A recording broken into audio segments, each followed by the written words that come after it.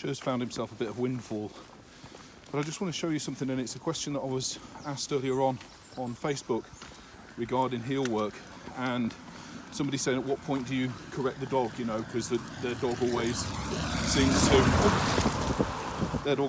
to go ahead, and they find themselves, you know, do I correct them and pull them back when they're ahead? Look, in lead work, if the dog is here, well, I don't know if you can see my finger, where's my finger? There we go.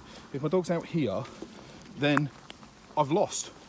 He's lost, he's got it wrong, because that isn't what heel position is. Heel position is along, can you see? Heel position is alongside me like that.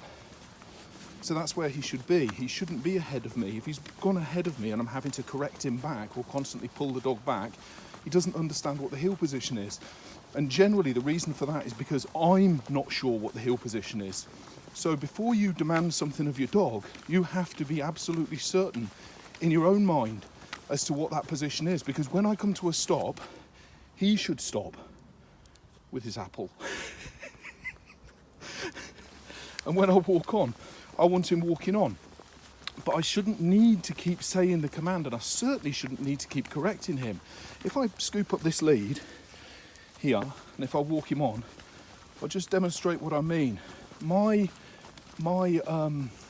boundary, if you like, is right where he is now. He shouldn't go beyond that. So in order to demonstrate that to him, I have to show him or allow him to experience a consequence at that point. Do you know what I mean? So if I stop, there is no consequence. Well, there is. He gets no consequence other than praise, but there's no negative.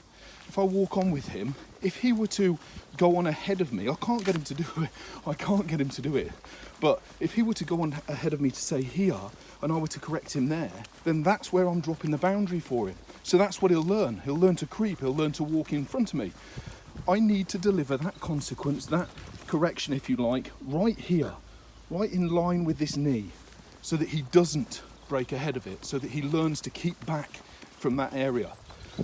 Okay, I hope that makes sense. So it's about where you deliver the tug on the lead, the correction, the whatever it is that you're using. If you're using a negative to try and develop an association within the dog of boundaries, parameters. But if you're loose with them, your dog will be loose with them. And that makes people frustrated, and it makes people issue corrections that are unwarranted and unjustified. They're unethical. Generally, the issue lies in the fact that you're not clear in your own mind as to what you're trying to teach the dog. Hopefully that helps. Sorry for the sliders and the apple. Come on, mate.